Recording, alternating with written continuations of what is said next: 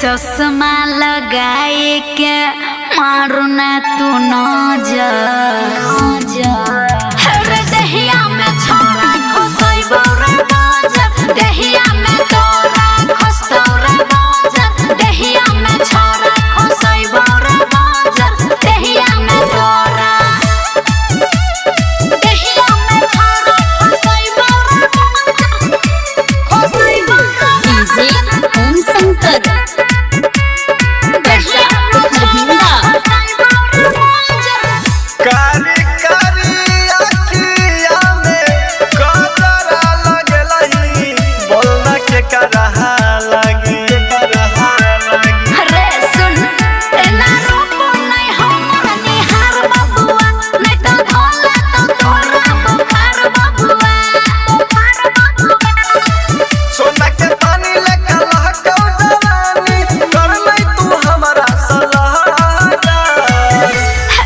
चश्मा लगाए के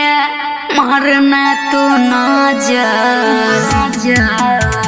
दहिया में छोरा खोसैबो रे बाजार दहिया में तोरा खोसतो रे बाजार दहिया में छोरा खोसैबो रे बाजार दहिया में तोरा दहिया में छोरा खोसैबो रे बाजार डीजे ओम शंकर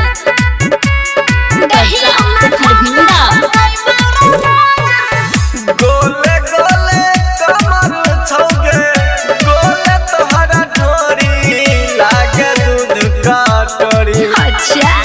लागे दूध का बोले सुने को तोहरा मन सन कोल एना बोले न छाड़ियो जाए हल चल